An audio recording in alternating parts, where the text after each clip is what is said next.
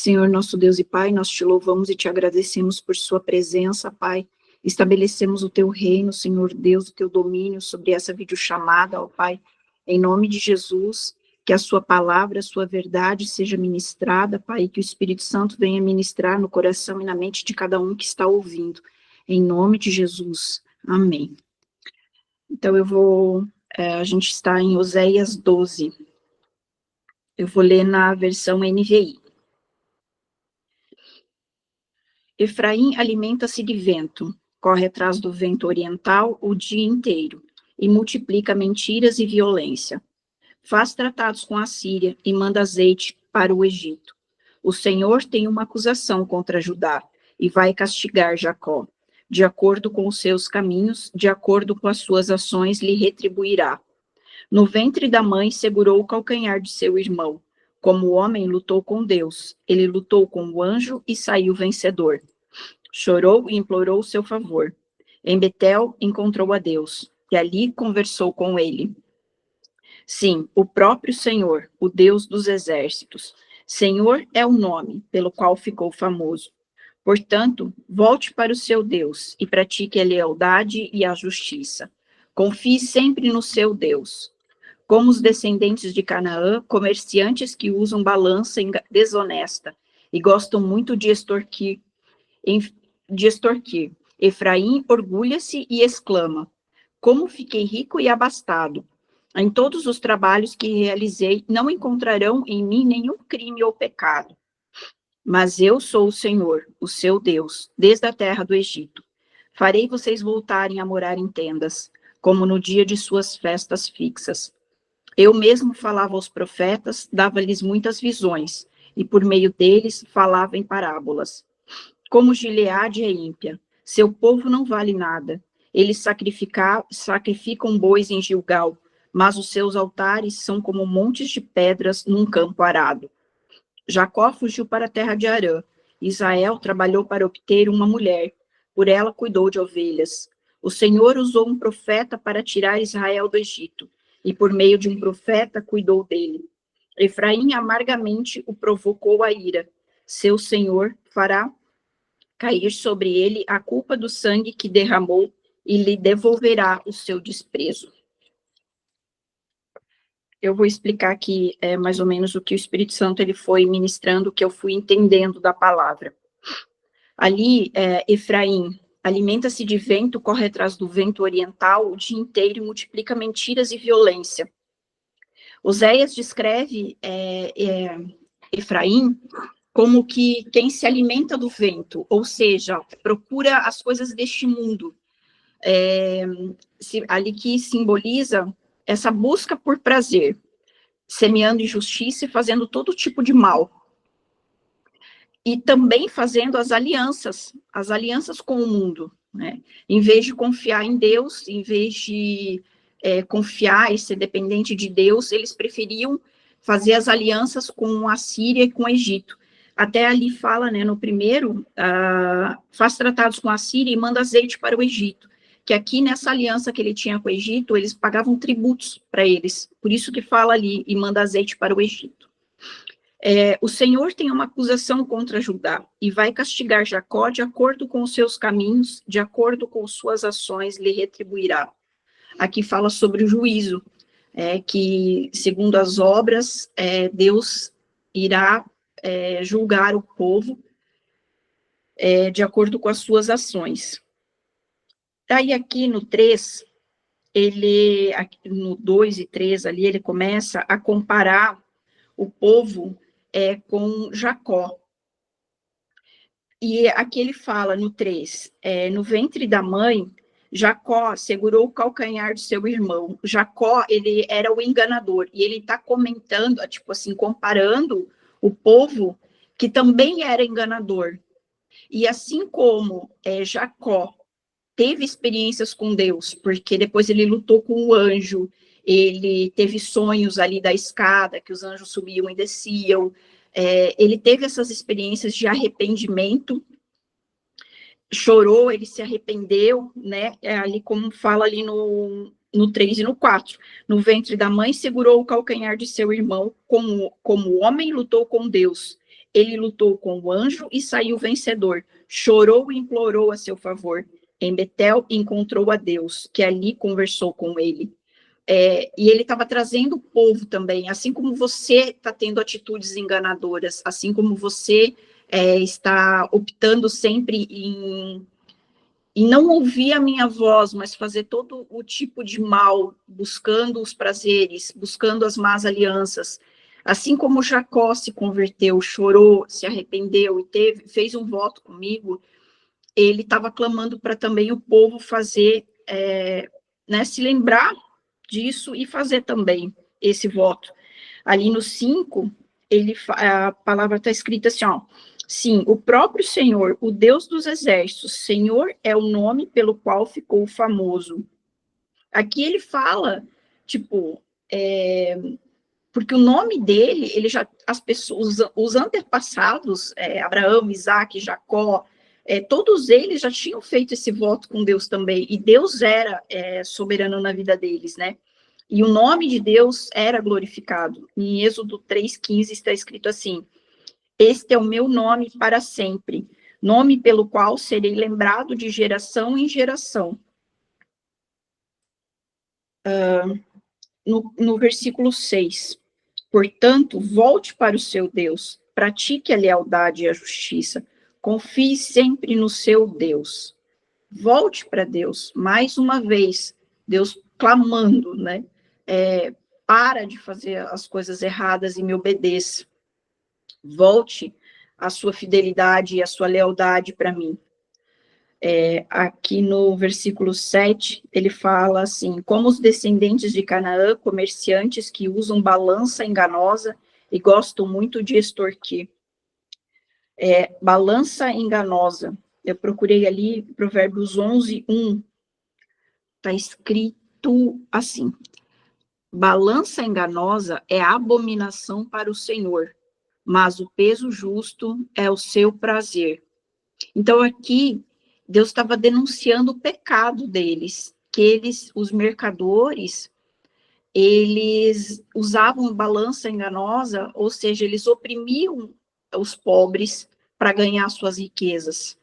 E isso desagradava a Deus, era abominação para Deus.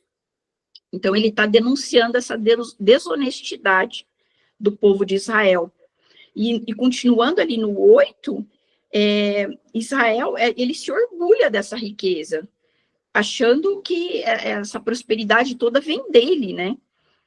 Aqui, Efraim orgulha-se e exclama: como fiquei rico e abastado!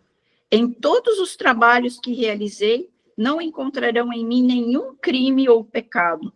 Deus está denunciando o pecado de desonestidade deles, e eles estão ainda se orgulhando e exclamando: em mim não tem pecado, né? Eu estou fazendo tudo certinho. Se orgulhando de toda a riqueza e prosperidade que eles estavam tendo. Mas eu, o Senhor, o seu Deus, desde a terra do Egito, farei vocês voltarem a morar em tendas, como no dia de suas festas fixas. Aqui Deus diz: vocês esqueceram que eu sou soberano? Vocês esqueceram que o que eu já fiz com vocês lá no deserto, libertei vocês do Egito, o quanto eu cuidei de vocês? Então, aqui ele está mostrando a soberania, e que, assim como ele fala ali do juízo, vocês que estão se achando e puxando a glória para vocês, para o seu... para aquilo que vocês conquistaram, não se esqueça que eu sou Deus e que eu posso fazer vocês caírem. No 10, eu mesmo falava aos profetas, dava-lhes muitas visões, e por meio deles falava em parábolas. Aqui Deus sempre usou os profetas para chamar seu povo ao arrependimento. Em toda a Bíblia inteira, Deus usa sempre os profetas, sempre está escrito nos versículos aqui, em todos os capítulos da Bíblia, o quanto Deus quer que o povo volte para ele, volte a adorar a ele, se posicione nessa dependência. E ali não era diferente, né? Ele sempre usava os profetas, mas eles continuavam, né? Continuavam pecando. Em vez de se converterem dos maus caminhos e obedecerem os mandamentos, eles continuavam pecando, praticando todo tipo de mal e todo tipo de idolatria. Aqui no 11, ele fala sobre um pouco disso. Como Gileade é ímpia. Seu povo não vale nada. Eles sacrificam bois em Gilgal, mas os seus altares são como montes de pedra num campo arado. A idolatria, a hipocrisia, a maldade deles. O Senhor usou um profeta, aqui do 12. Jacó, de novo ele compara com Jacó. Jacó fugiu para a terra de Arã. Israel trabalhou para obter uma mulher, por ela cuidou de ovelhas. Está falando sobre Jacó quando ele trabalhou para Labão por Raquel.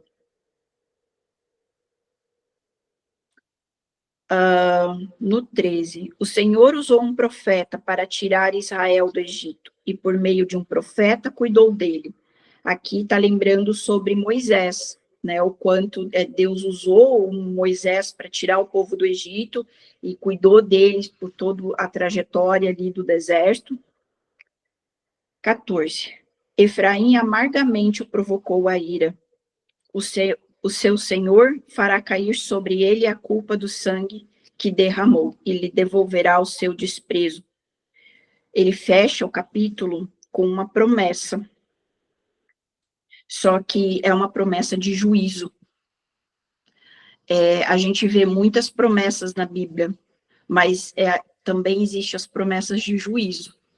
E aqui ele mostra, né, em algumas partes desse capítulo, tanto ali no 2, no versículo 2, quando ele fala, eu tenho contra Judá, e vai castigar Jacó.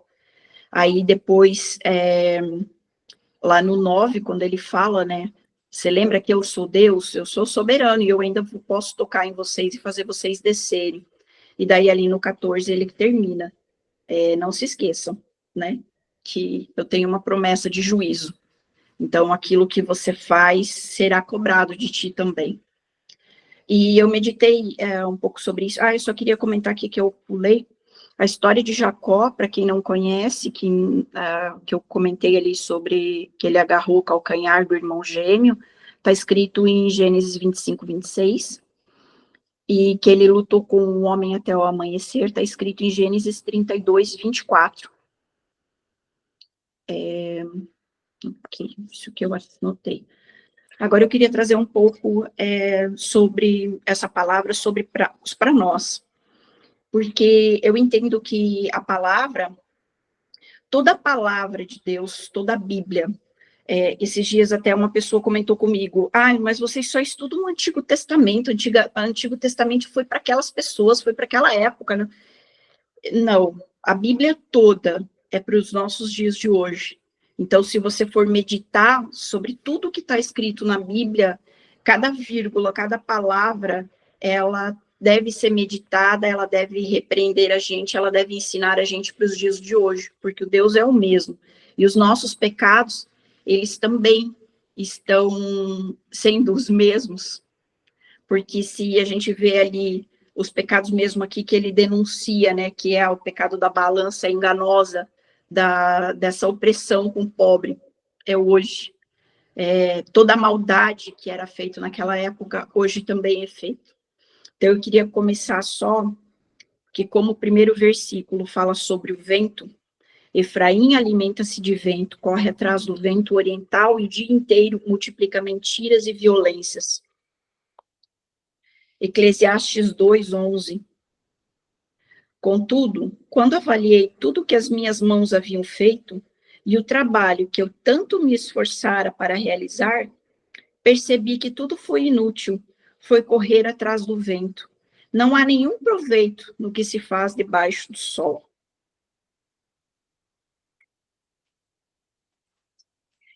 Busca por vaidade, por prazer, busca por recompensa nessa terra, tudo é correr atrás do vento. Salmo 127. Se não for o Senhor o construtor da casa, será inútil trabalhar na construção. Se não é o Senhor que vigia a cidade, será inútil a sentinela montar guarda. Será inútil levantar cedo e dormir tarde, trabalhando arduamente por alimento. Hoje a gente acabou de sair do PG e a palavra foi sobre isso, né? O que é sucesso para você? E isso me fez ver sobre aqui, ali como o versículo 8, que Efraim orgulha-se e exclama, como fiquei rico e abastado. O orgulho é como eu consigo fazer as coisas, como é por mim, é pelo meu trabalho. Isso tudo é correr atrás do vento. Você buscar prazer é correr atrás do vento. Você glorificar ao teu eu, isso tudo vai ser castigado, querendo ou não, a ira do Senhor, porque o juízo virá. Sabe que Deus tem ele me confrontado muito nos últimos dias sobre isso, a forma que a gente tem trabalhado intensamente, fazendo alianças com o mundo, não é tão diferente quanto Oséias aqui, quando eles faziam aliança com a Síria e com o Egito. Quantas vezes a gente faz alianças com o mundo para conseguir os nossos prazeres, para conseguir pagar as nossas contas, trabalhar e querer o nosso dinheiro, não, o que me dá o meu dinheiro é o meu trabalho, e não o meu Deus. O que me dá o meu dinheiro, a minha alegria é o meu diploma, sabe? Tipo assim, a gente tem buscado muito as coisas deste mundo, e não é diferente aqui. E aqui eles continuavam sendo escravos, cada vez mais escravos, eles não estavam percebendo. E aqui fala também sobre as mentiras, né? Multiplica mentiras e violências. Até no capítulo no 10 ali, que a Cris comenta ali sobre Betel, né? Que Betel era a casa de Deus. Aqui compara sobre Jacó. Jacó, que ali foi o sonho que ele teve de Betel, era aquele lugar ali que foi profanado, foi feito de um lugar santo, um lugar de mentiras e engano. E é sobre isso. E muitas vezes eu meditei sobre isso, que muitas vezes a gente tem profanado as coisas santas, profanado os lugares que eram para ser santos, sabe? Buscado a nossa vontade, enquanto era para a gente só adorar a Deus. E Deus, ele fica clamando, ele fica o tempo todo mandando seus profetas, os seus sacerdotes verdadeiros, não os falsos de Betel, mas ele sempre nos dá essa chance, vem, volta, se posicione, né? Se posicione e me ame, se posicione e que eu seja o seu tesouro, se posicione e busque a minha presença e não mais da dependência do mundo, porque não é o mundo que vai te dar isso, sou eu que sou o teu provedor, sou eu que sou aquele que te sustenta. Muitas vezes a gente se engana, achando que é o nosso emprego, que é a nossa aliança, que é o meu network, que vai me dar cliente, que é o meu, né? Aquilo que eu conquisto. Isso não tem nada diferente do que fala ali de Efraim. Então, é um capítulo, assim, que me fez meditar muito sobre como a gente está lidando com tudo isso. Amém? Não sei se alguém quer falar alguma coisa.